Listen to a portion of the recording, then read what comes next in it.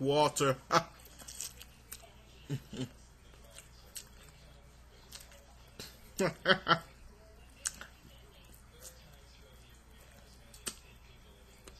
Mm. Mm.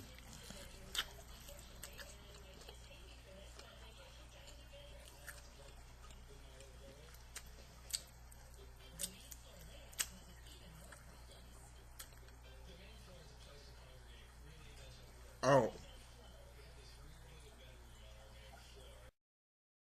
Hey, root beer lovers. Thank you for tuning in to episode 2 of Charles Drinks Root Beer. Now, I got a lot of comments from episode 1. Well, you wouldn't notice those comments because nobody commented it. Comment, share, subscribe now. Yes, on a nicer note, I decided to make some changes, and I feel that I was way too hard on Mason's keg brewed flavored root beer made by the Monarch Company Incorporated in Atlanta, Georgia. On episode 1, I said some things that I really don't think I meant.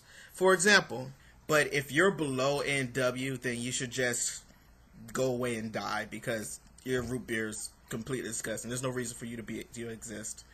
And you should go away. I'm sorry. Maybe you should brew it in kegs and come back and talk to me. And a change to the grading scale. While I'm still going to be grading root beers on a scale of 1 to 10, A&W was no longer considered a 5. For me to grade root beer compared to A&W is really a wash, and every root beer deserves to be graded on their own merit. So from now on, root beers are just going to be graded from 1 to 10, and yeah, that's just what it's going to be. So the grade for A&W, I'm going to give it like a 6.5, 7. Hey, Masons by the Monarch Company Incorporated in Atlanta, Georgia, they still get a 4. It's a light root beer, that's just what it is. And all right, let's introduce our first brew of I guess our second brew. Well, this is episode 2, but it's going to be my first root beer I drank today. And today's root beer today is the original, dang that's good, butterscotch root beer. Okay, I put a little too much emphasis on that. I'm sorry. Turn your speakers down. I'm sorry. Okay. Now, dang that's good, butterscotch root beer, caffeine free. Bottled for, I wonder what that means, Imperial Flavors Beverage Company Incorporated, Milwaukee, Wisconsin. And their website is dangthat'sgood.com. That website works. The other website from last week doesn't work for some reason. Let's see. I like the bottle, very vintage. Has I don't see if you can see that dang that's good on the top, which is interesting. Ingredients are carbonated water, sugar, natural and artificial flavors, caramel color, citric acid, sodium benzoate, preserves the freshness. And you have 120 calories. Okay. And yeah, nice little brown bottle root beer. And let's pull up. Frank. Okay, dang that's good root beer. Have my Stewie bottle opener, and this time I decided to get a frosty glass. So this glass has been in the freezer for a few hours, and same thing for the root beer. It's been in the refrigerator for the past 2 days. So let's see how it tastes. You will fall to me. Okay. Oh wow, you can. Okay, the aroma in this is really good.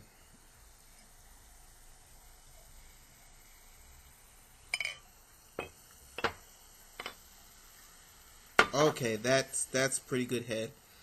Pretty good head. Yep, and I'm gonna smell it.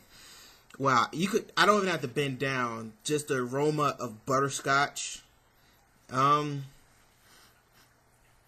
Yes, you could kind of it has kind of a root beer smell too, but just just all this aroma that you're getting right here. You can really tell there's a lot of butterscotch flavoring in this. So let's go ahead and see what it tastes like. All right, Dang butterscotch root beer. I have it right here. Yes, it has a very good aroma to it. Lots of butterscotch candy like.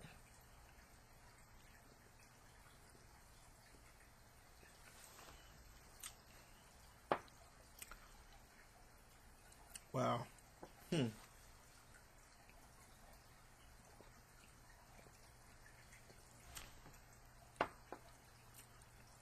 All right. Yeah. This is good root beer. This is good stuff. Yeah. Yeah, it comes in. You can really definitely taste the butterscotch flavoring in this. It goes down pretty smooth. It has a great aftertaste. The butterscotch really stays on your tongue. It's not too heavy. It's just like if you ever had a butterscotch candy. I'm not the biggest fan of butterscotch candy, but I do kind of like the flavor afterwards. Not while it's currently in my mouth, but root beer experts call that the aftertaste, of course. Yeah, it has a great body. It's rich. A lot of interesting flavors in there. That initial bite is what they call is great. It goes down smooth.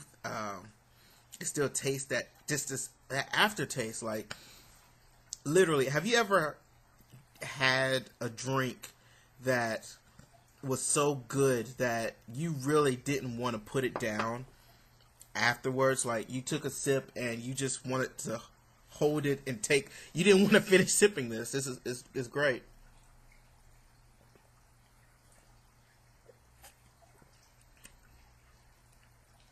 Okay.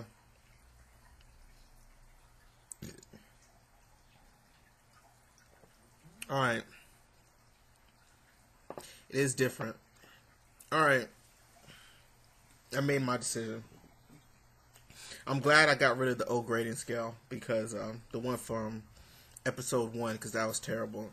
This is it's quality root beer. It's good. It's very different. It's way different than A&W. This one, the butterscotch flavor in it is great. It's not too thick. It's definitely not overly carbonated.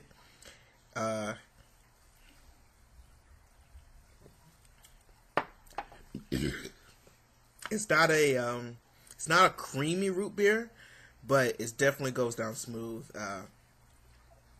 I will have no trouble drinking this for the rest of my life. Like if somebody said, Charles, one root beer the rest of your life, you had to choose between Dang That's Good root beer and A&W or something else. Dang That's Good root beer is definitely in my top 10, probably top 5. There's a very few root beers that I've tried recently that is better. I mean, okay, I'm being facetious. This is really good root beer. It's a quality soda. It's different. I will give it that. It's a very different drink. It's very good.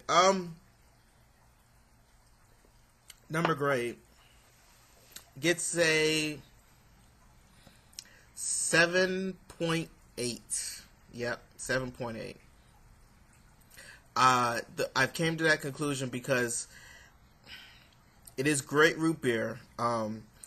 If I hadn't lived for 25 years and tried a lot of other root beer in the past, I would give this a 10. But because I've tried many other root beers before, that's why this one gets a 7.8. If you think about on the scale of 1 to 10, A&W got a 7, Mason's got a 4. This one definitely deserves a 7.8. It's not necessarily an 8 yet, just because while the butterscotch is great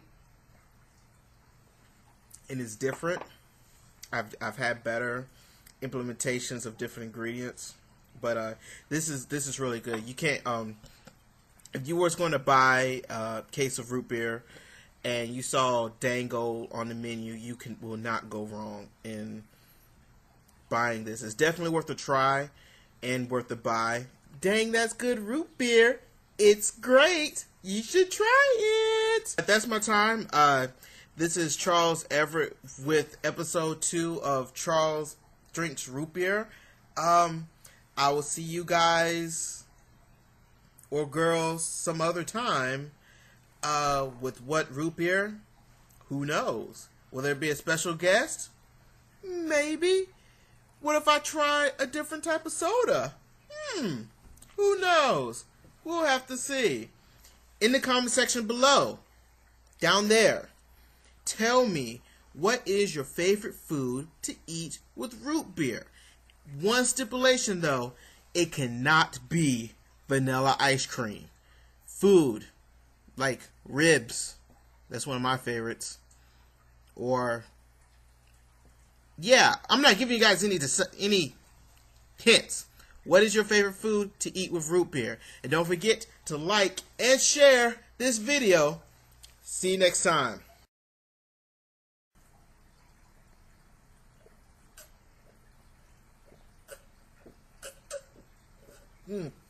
Oh God. I swear, who needs drugs and alcohol when you could just get a nice, tall, frosty glass of root beer? I'll never understand it. Never will. That's a wrap. Yeah, I don't know how to end these things. Bye.